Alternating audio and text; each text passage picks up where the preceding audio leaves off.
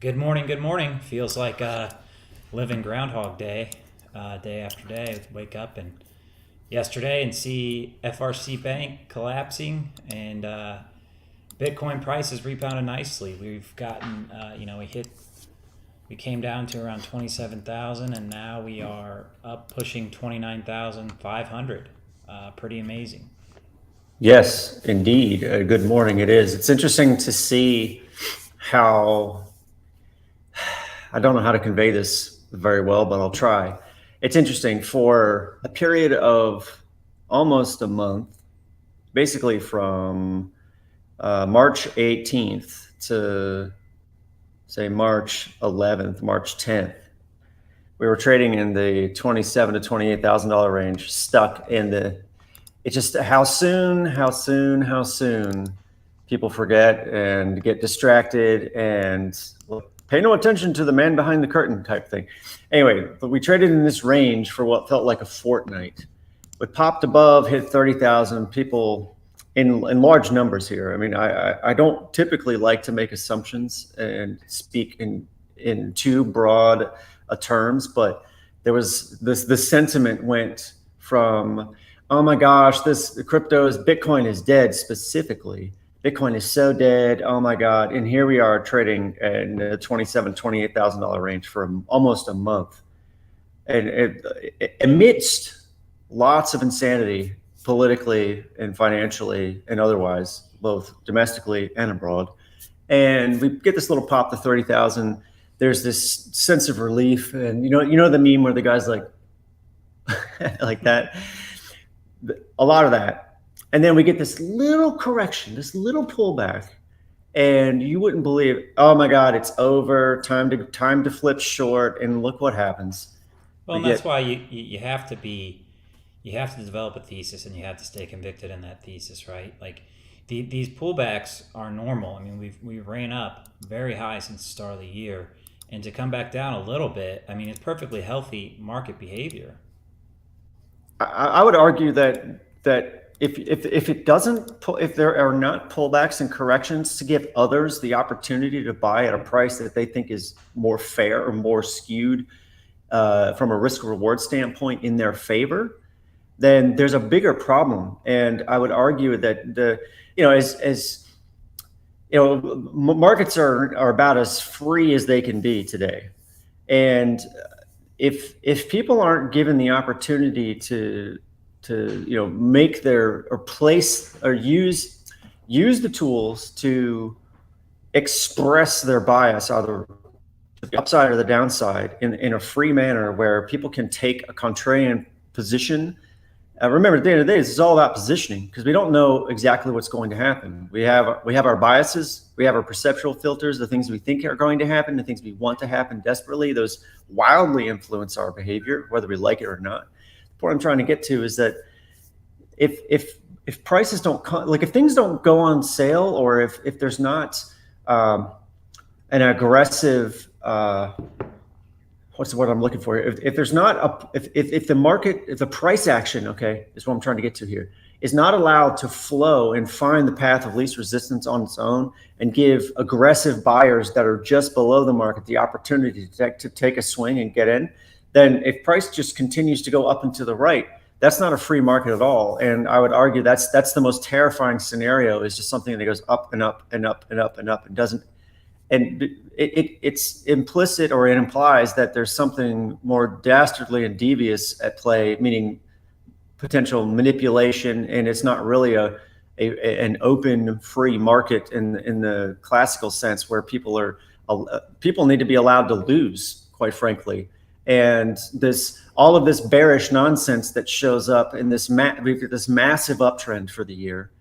Bitcoin is the best performing asset in price appreciation terms in 2023, despite everything else that happened last year, despite the insanity, the wet blanket of stupidity that we get thrown at us from one day to the next, or one week to the next. It's just crisis after crisis. The point is that the people are voting for what they want with their trading, with their wallets on these exchanges. And people voted heavily for a month that Bitcoin needed to be at least $27,000 ish. And when things got a little saucy, people thought, "Ooh, it's time for this thing to rocket ship to the moon," and it hit 30,000. Then all of a sudden, the sanity went out the window, and it comes back a little bit, retests this support level here. I would argue that Stevie Wonder could figure this one out. That this 27,000 range was going to be a support level. Take all of the fancy lines off, and even the green dots and all that. It's physics, and it's people putting their money where their beliefs are here. Right now, you know what I mean? They're putting Bitcoin's. It's pushing up near 30. I mean, I do know what you mean, and I think it's important to remember, as you embrace this journey, that it's not always going to be straight up, right? And that's okay. Everybody's so conditioned. There's all these great memes about like stock traders versus Bitcoin traders. Like Bitcoin or stock goes down 5%, everybody gets worried. Bitcoin goes down 50%, and Bitcoiners are like, whatever. That's kind of true, right? And you just get used to it. And that volatility works both ways. It works to the downside, but it also works to the upside. So that's what's so special about this. I wanted to talk about today, pull up another chart on Twitter. This is not a crypto. This is a bank, another bank, First Republic Bank, down 93% to year to date. And it would be funny if it wasn't so scary, right? We're getting to the point now where you open the whatever internet or whatever news source you want to listen to. I don't say TV because I wouldn't call those news sources. Those are propaganda arms of the current regime. But this is a normal daily event now. Like you see this bank, and now I would laugh when I saw this, and my comment was, well, were they selling crypto? And the answer is no. But that's what these goofballs in the government want to blame this on. And here we are again. Here's another bank. And the question is, will this continue? And I think it will. I don't think we're done with this yet. What are your thoughts? I think it's even worse that this is happening, and they're not a crypto bank. That makes it even worse. You want to know why? Because this is a regional bank, and regional banks are like small businesses. They tend to be larger in number, and they actually serve a very large number of customers. Meaning they may be smaller in size. They're not a JP Morgan or Bank of America in terms of assets under management or number of customers, but they serve a different type of customer at a scale that the big banks don't operate at. Meaning the big banks there's not 4,000 big banks. There's probably 400 or 4,000-ish somewhere of smaller regional banks. So to make a quick analogy, you've got mega corporations like Boeing and Microsoft, and then you've got small business that serve people at I call it the tactical level, like a much lower but like vital layer in the economic sense, or like in terms of economic activity and spending, like at the individual levels. And you start to drill into think of it as a map, and you start to zoom in on areas here. Then you see there's these different smaller entities that are serving a number of customers up to their capacity, and the demand is there. That's why there's so many of these regional banks, because supply and demand is you can't get away from supply and demand. What I'm trying to illustrate here by articulating this as such is simply that these regional banks are vital. They're vital components in the economic machinations of people running their smaller businesses who need lines of credit to get over certain humps. And what I mean by certain humps, in my own life, I'm experiencing a bit of a credit crunch this year, where someone that I provide goods and services for, mainly in the form of services, digital services, is not paying their invoices. And we're almost a quarter behind now, like 90 days in arrears. And the commentary on how this happens and how small businesses bear the brunt of this, we're not paying you right now, And if you want to quit, there's 4,000 other people. Well, the link quit on us. So, but no, what Ted's saying is true. I mean, and that's going to have a ripple effect through all industries and all economies. Let us try to see if he can pop back on here. Give me a second here. There he is. All right, thanks, Streamlabs. Well, you were talking about quitting and being, somebody else ready to replace you. The Streamlabs just decided to quit on you there too. They said you're speaking disparagingly about our corporate overlords. Therefore, we're turning off your access to this utility called the internet. Well, hey, and the service. That sounds crazy, but when you have AI that can be the quote unquote fact checker across, every platform, that's not too far of a distant, dystopian future. So be careful what you say, Ted. Or say what you want. I will be more careful. Or say what you want. We still can. Yeah, I'll say whatever I want as long as it matches up with our corporate overlords and our government overseers approve to say. So, and what I was trying to get at here is that this regional bank failure, this smaller bank, if I'm wrong about them in terms of like the caliber of operation, then I'll stand corrected. I'm not trying to sound like a wizard here. They were the 13th largest bank in the country.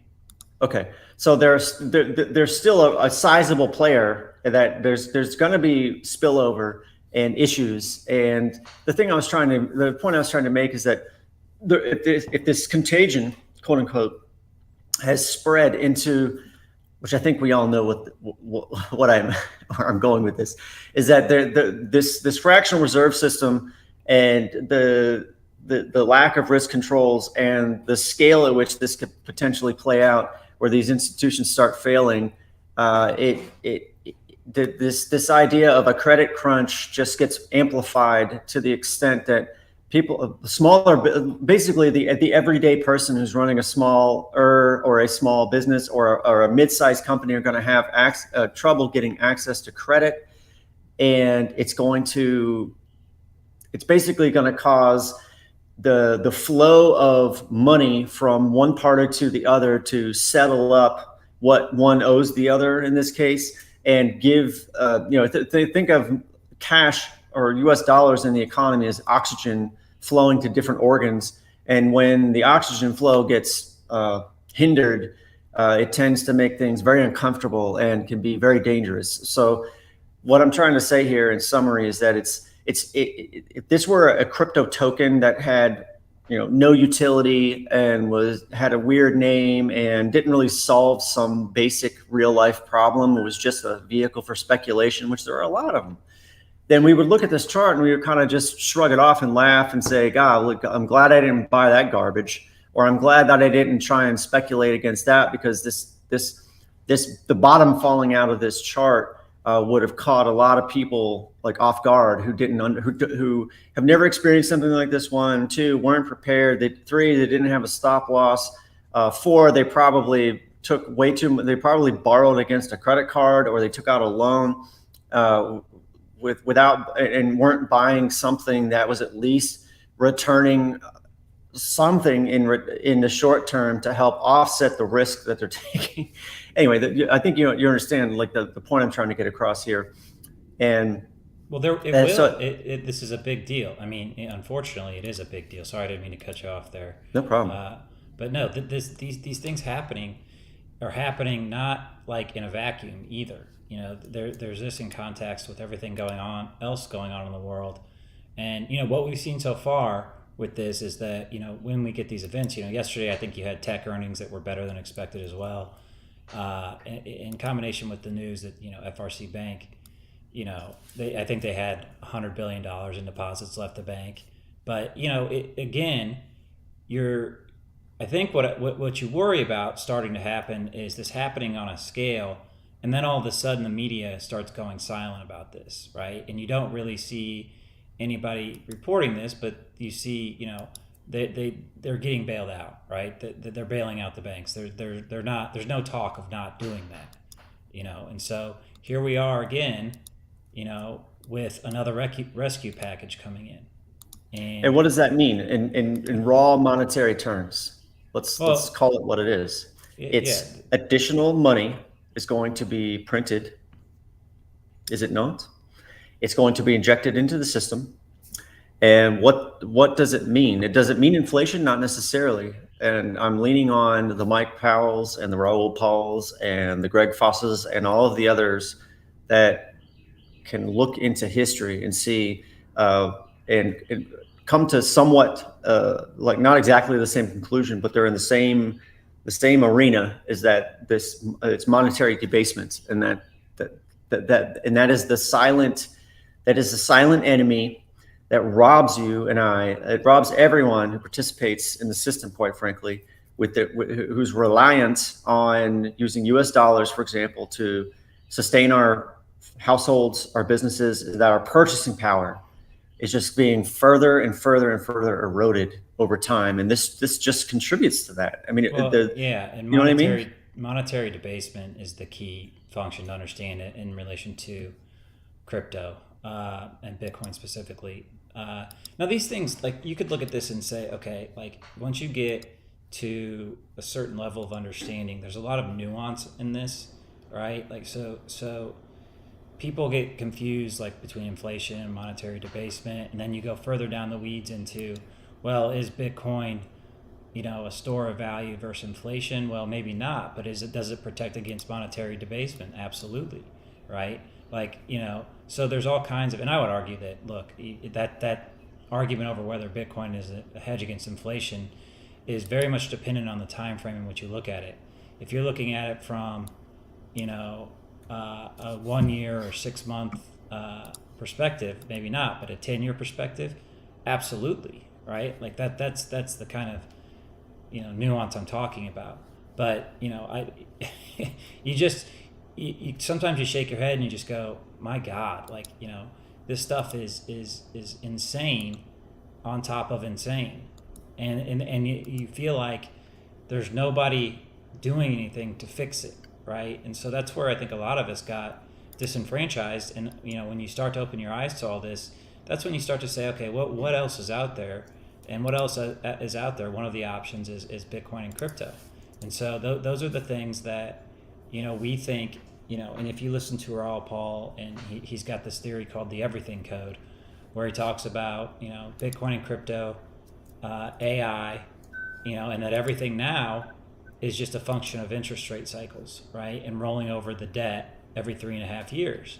And that understanding, I think, is a nice framework for what's happening in these markets, as far as cyclically, and I think that may even be a better framework to look at the Bitcoin and crypto markets too. Yeah, it's hard to deny the teachings, I'll call them, of Raoul Paul. Like this framework, it goes back to. So it's funny you mentioned that, because I've got a tweet pulled up on my end here from a guy named Nathaniel Whitmore, 2 T's, Yep. WH, and I've earmarked this to watch. The question it says, is there an everything code, in quotes, for the exponential age? And this concept of the exponential age is something that Raoul Paul has been talking about. And the case, I mean, you're probably going to have to listen to this 2 or 3 times. I've made it a point. Yeah, there he is. I listened I to it made it yesterday. It was great. Okay, great. And then I was already going to listen, but now I'm even more convicted to listen because It's well worth your time. And just a hint with these things, guys, like, we watch a lot of this stuff, and just what you end up doing is you go down these rabbit holes and you find, a lot of different people to follow and learn from. Like, play it on a 1.5 or 1.75 or 2x speed. It's 2 hours long. Put it on in the background and just kind of absorb, what they say, and try to get, you don't have to pick up all of it, right? But just try to get an idea for what they're talking about. I think the best way to communicate or to reiterate in slightly different words what you just said, which is a really important point, by the way, is if you're trying to, like, if you wanted to get a suntan, you have to go and you have to go sit in the sun for some period of time. You can't speed it up. You can't go out for 10 minutes and expect to get an hour's worth of exposure to the glorious sun rays and 10 minutes and get a That just suntan. reminded me of that movie Dodgeball. Turn it up to 10, Reggie. I want to burn. Yeah. Okay. So it's not, and same thing in the tanning booth. If you went to the tanning booth or you're sitting outside trying to get a nice even tan, it doesn't happen any faster than it happens. And what the thing I'm trying to communicate here is that your guidance, Josh, in so far as saying, put this thing on, listen, give it a listen. I would argue that it's better to try and not grasp every single topic in its entirety as they talk about these things. It's more get some exposure and then get some more exposure and get some more exposure. And then over time, the mind is a magical thing. You start to develop your own understanding. And the only way I can articulate this is that at some point you're able to think about these things in relation to how you understand or how you as an individual make sense of the world. And that's a really important thing, I think. And that's the advice that I really want to give, especially today, is that there's drinking, you consume, trying to like make sense of like all the information that's available is drinking from 10 fire hoses at once, or trying to just exposure in the beginning in some capacity at a pace that makes sense and that's realistic is the path forward, quite frankly. No, I think that was very well said. I'm sorry, I'm texting you something. I had an idea for our blog that we're going to start to kind of help people, give you a resource and place to go for all this stuff.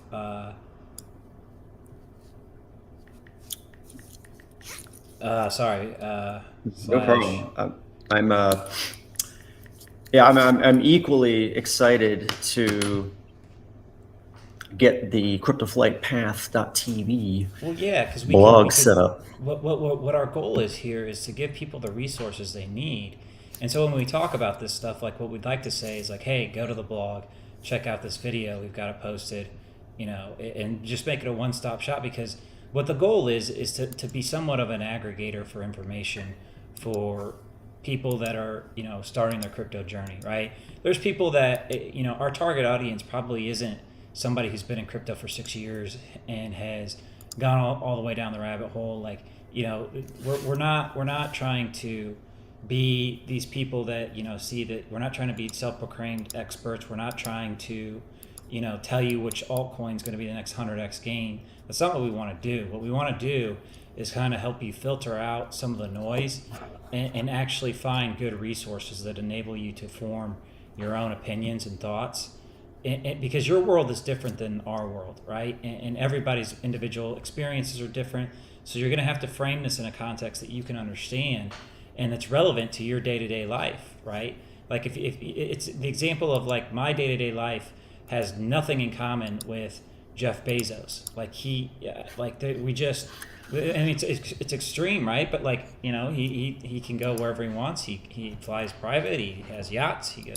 I drive a Ford Fusion, and I go to the gym, and that's about it, right? Like, but like it's just my life experience is so much different than his, and in the same way, everybody else's life experiences are different compared to each other's, right? Like it's just so you're going to learn in your own way. But what we'd like to do is filter out some of the noise and try to steer you away from some of the obvious, for lack of a better word, bullshit in the space, because this is going to be around for a long time, and that's what Ted and I set out to do when we did this. So I just wanted to text that to you, Ted, because I think it ties in great with what we're trying to do long term, and this could be something that is valuable to people, because like you said, you've got to give it time. You've got to kind of hear different voices, form the opinion for yourself,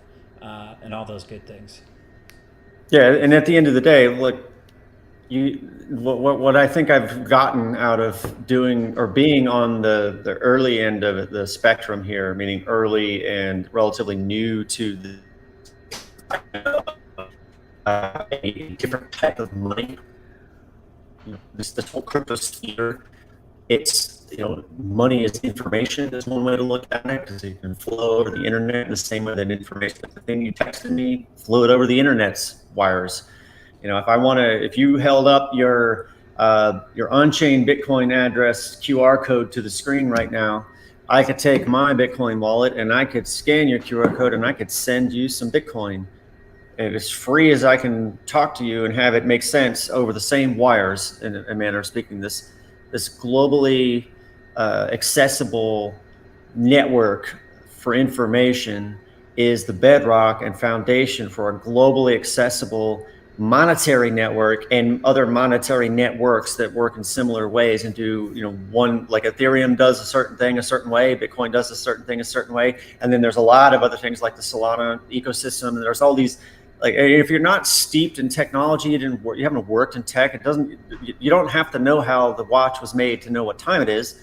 It's the same basic principle here, is that you can benefit from all of this technological innovation and all of these things that are made available to us, and it just as easily without having any understanding of how they work, in the same way that you can drive a car without knowing how it was made and understanding the fundamental technology and the physics behind propulsion and internal combustion or electric motors. You don't have to know all these things, and that's another really important thing, I think. It's very important. Yeah. Did So, you have another? so anyway, No. no, Did I you was have just another gonna. thought there? Go for it. No, I was just trying to help people turn down some of the things that at times get in the way of us, cognitively, as a species, to that hinder our ability to understand. Basically what I'm trying to say is that a lot of times new information is more harmful in some cases than not, and how to deal with all this new information that's coming down the pipe every day, it seems. And there's so much information out there, and there's only going to be more, right? And so what you really need to do is kind of hone in on, whatever brand resonates with you and your life experience, And there's so many podcasts, there's so many YouTube channels. I remember I was traveling, and I just quit commercial real estate, decided I wanted to travel for a year, and I did this at 33, by the way. And so at the time I was like, if I don't do it now, I'm never going to do it. But I remember, some of the people would make fun of me because they were like, well, all you do is watch YouTube videos all day. And I did. That's what I did, because I was trying to learn everything that I could about crypto. And I didn't have a job. And so the only way I was going to survive was, I got to figure this out. I don't know what the hell I'm going to do. And so what did I do? I did everything that I could to learn as much as I can. And this is hundreds and thousands of hours of consuming information. And you do it in the background, you do it actively. And this was 2017. And since then, the amount of information has just exploded. So there's an endless wealth of resources available, mostly for free too, that can help you understand this stuff if you want to understand it. And the reason I think, and I think Ted thinks the same way, that it's important for you to try to understand this is because, the world is changing fast. And like we just showed, these banks are failing like, flies at a fly killing machine. This stuff is happening now. This is all part of a cyclical cycle that happens, right? And as you get to the end and the bottom of, the top of the Fed rate hiking cycle, these things happen. This isn't like something new. It's a big deal, but there's ways to prepare for this and ways to kind of help you frame an understanding, because once you get an understanding of this and you see this stuff on Twitter or on TV, you go, okay, I know what's going on. This isn't a shock. Now could they do something that's absolutely absurd and crazy? Yeah, sure. But having a framework and an understanding of what's going on, and a lot of people too, like in TED, we're going to try to get there too, to where these guys will come on and they'll explain stuff almost as it happens, which is unbelievable, right? Because you could turn on CNBC, and if you're trying to understand, the Solana ecosystem or the Ethereum ecosystem, You're not going to hear that on CNBC. But if you go on Twitter or you find a YouTuber or a podcaster, they're going to have information on a daily, weekly, monthly basis. It's truly incredible. And I sit here and I think about it. What are we trying to do here? Well, we're trying to help people find this information, be aggregators of information, right? And it's fun because it's like, okay, well, this is just what I've done for the past 6 years, right? Like, so I'm telling you, the stuff is out there. There are opportunities. There will always be opportunities, to capture, the information and learn and use it to your advantage to financially benefit, but also understand where the world is going. What I'm trying to understand right now is communities around NFTs. Since COVID, things have been just different, right? Like I don't feel like I've got as good of a social life as I used to have. Partly my friends got married, partly I move a lot, but like I would love to find a community within, this world, this crazy world of crypto that I resonate with, and that has a Discord that I can chat with 24/7, and it's about something that I care about. And the reason I bring that up is because everything else seems to be deteriorating, but the one thing that I think will stay constant over time is that human beings need community. I think we learned that over the past couple of years, and I certainly did, that we are social creatures. And sometimes I'm introverted, sometimes I'm extroverted, but we need interaction. And I'll end the rant there, Ted, if you want to chime in. All right, We've kind of went all over today, but I think it's important. This is the world is our oyster in this crypto sphere. So the interesting.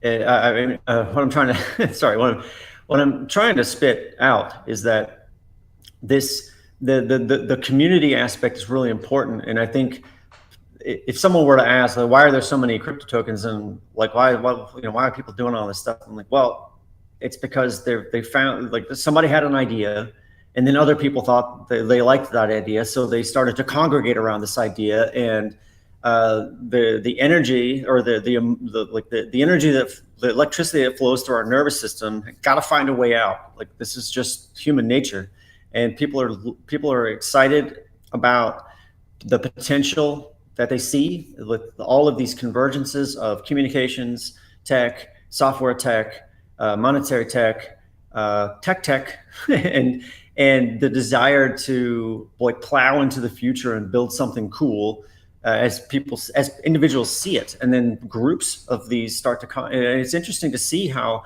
given the wet blanket that COVID threw on top of us as a species globally, and all of the like machinations of the people in power, and the everyday person, and the constant struggle there is there, and how people are still able to find things that they cared about. They're able to the circumstances, being what they were, people still found a way to congregate, communicate, collaborate, and do cool stuff, and bring things to market, and try and facilitate progress and move things forward, despite all of the FUD, despite all of the crazy, like the ever increasing insanity of the mainstream media, just jockeying for trying to get more eyeballs and get the ratings that they need, so that the pharmaceutical business can keep paying them. And so I'm probably going to get canceled, just like Tucker Carlson did, for speaking critically about the pharmaceutical business. And look, just look just follow the money. Like, if we were detectives in a police department type scenario, you always follow the money. All I'm trying to say there is that despite all of this madness, there's still this human need, and you can see this happening. And there's all of these great things that have sprung out of the ashes of a calamity. We've got all of this great stuff showing up, and it just, I'll end my own rant with this. In the ashes of all the stupidity, the human spirit has still persevered. We've found ways to do things and collaborate and find connection with other human beings in new and exciting and different ways. But those tend to, like, as these things start to pick up steam, and the adoption rates of things like Discord and this adoption scale that we're on for people learning about Bitcoin and crypto, and the future of money. Eventually, it gets critical mass, and I think we've seen over the last since Bitcoin showed up on the scene in 2009. Look at what it's done, despite all the laundry list, the million plus reasons and attempts to try to kill it, and it hasn't died. There's a great Twitter handle that tweets the same thing every day. Says, and the question is, it says, did Bitcoin die today? And the tweet is always no. Okay, that's it. That's all it does, and it's hilarious to me. But these are people participating in their own way. So anyway, that's all I want to say.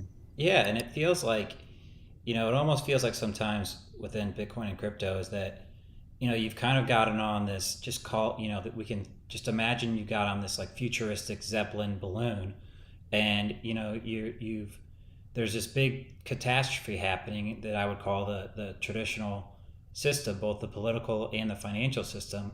But as that kind of gets destroyed and you see the wreckage and the ashes, you're just up on this balloon flying above it all, watching it happen, and you don't really care too much about it, right? And that's kind of how this feels sometimes. That or you could call it a life raft, you could call it whatever, but when you watch some of this stuff and you just go, God, what in the world is going on? But you don't care because while it will affect you, you found your life raft, you found your Zeppelin, you found your exit out of the craziness. And yet to be seen if that's going to be the actual truth in the end of all this. But human beings need some form of money to transact, right? They need community, and in the age of the internet, it makes sense to me that money is crypto, and that that community is digital too. And we talked about this yesterday. I mean, we're mostly all digital native anymore. If you're under 40, you're digitally native, and that's a big shift in what's happening, because as millennials, get older, unfortunately we are, right? Like, it used to be cool to be a millennial. Now we're kind of chopped liver, making way for the Gen Zs. But you get an aging population, and that population is now digitally native, and all of this stuff, your whole lives are online. And it's not, like we talked about yesterday, somebody who's 60, 70, 80 years old, like most of the government, these ideas aren't crazy. These ideas aren't, unfamiliar. They're just the way things are. And so that's important to kind of remember too. And the last thing I wanted to touch on here is, and I gotta go, I'm getting ready to go to Consensus for the first time, which I'm really excited about, to kind of feel the vibes and check out everything. My brother's in Austin, so that'll be fun to see him. So I'm excited to do that. But another crazy thing I wanted to talk about real quick was, this is Brandon Brooks, who I'm not really sure who Brandon Brooks is. I just saw this and thought it was interesting. He says the SEC and others want to raise the accredited investor regulations to $10 million in net worth. They are upset more than 13% of the U.S. population can invest in early stage startups. And I think the reason this is important and worth talking about is because if you piece some of this together, you can see where they're going. And then, there was another thing that happened a couple of weeks ago where you had all these quote unquote rich people came out and said they want to be taxed more. It's so disingenuous, Ted, because what they're doing is they've won the game, they're wealthy, and now what they want to do is prevent others from doing so, becoming so. And so right now, I think to be an accredited investor, you need to have $1 million in net worth or $250,000 a year in income. And that's still insane. They want a 10x it and make it $10 million in net worth.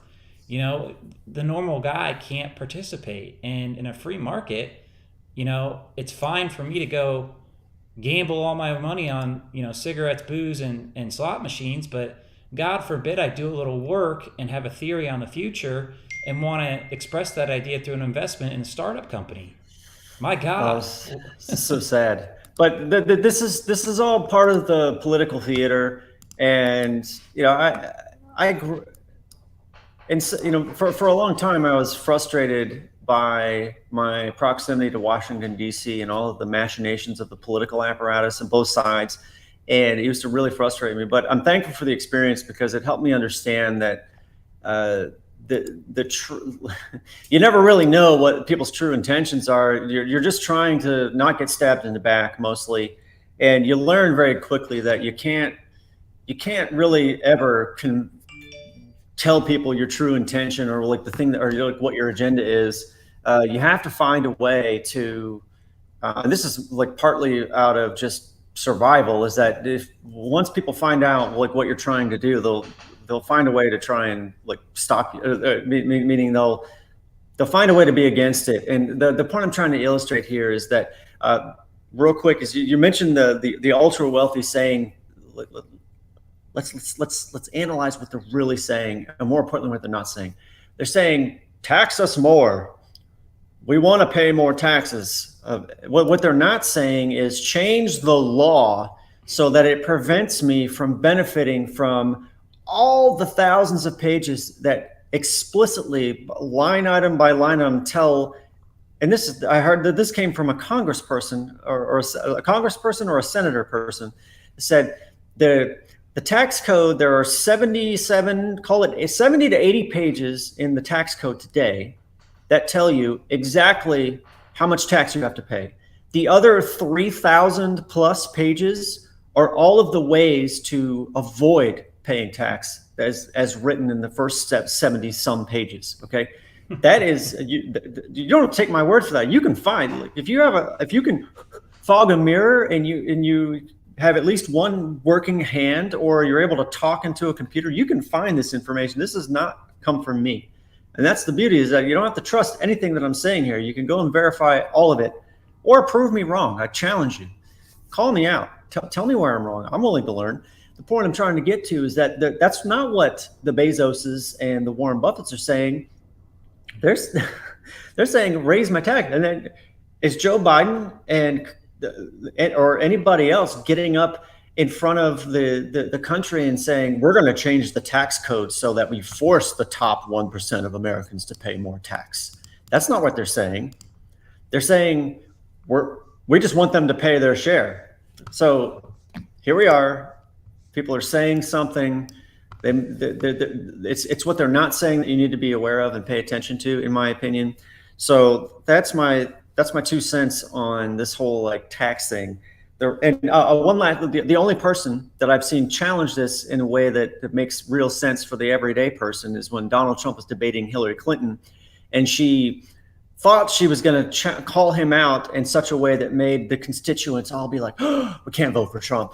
When she articulated that he had benefited from some tax, or he was able to write off $916 million in loss, or something like some insane number that helped him benefit from a tax perspective. And he said, yes, I did. And you know what? All of your donors did too, because they're wealthy like I am. And he's like, you know what you didn't do, Hillary Clinton, is when you were a senator, you didn't legislate with your legislative powers to change the rules, because all of your donors would have had to find a different way to avoid paying tax, or to be able to write off these insane losses and benefit from a tax perspective. So that's probably why, that's just another reason why people on the left hate Trump, is because he was willing to challenge Hillary Clinton in a public forum. And it's all over the internet. You don't have to take my word for it. Find it. Did you see Chappelle's bit on that? Dave Yeah, I think I did. It was great. It's not super clear in my head, but I want to watch it again. Thank you for reminding me. I'll watch it again. He basically said, he was the first guy ever to come out there and say what was real, and believe it or not, in this world today, being genuine, honest, and real can still go a long way. And you're screwed if you do that. Well, just ask Tucker Carlson about it. You know what, though? In my life experience, being genuine, honest, and real has screwed me a couple times, but I don't let that prevent it from doing. Being the other way, in my opinion, is no way to live life. And so and you could. I was being sarcastic. No, I wasn't. I know, but you could say, well, you just don't understand the game. I fucking understand the game. I just don't care. I'd rather be, a real, genuine, honest person, to the best of my ability, right? I'm not perfect. I still make tons of mistakes, right? But to the best of your ability, and I'll leave you. I'll leave it with this because I really do got to run. There's Super. 2 rules in life, Ted. The first one is never tell anyone everything you know. And the second rule is see the first rule. Yep, exactly. Second rule is see you tomorrow. Hold on, let's do this. Obviously we have to do this, even though we're young and growing. We want to be sure that you don't listen to, as some of people who are our first listeners. Please don't do anything based off what we say. Do your own research. Nothing we say is financial advice. And that being said, I will wrap it up. Ted, you got any last words before we hit the road? Safe travels to the old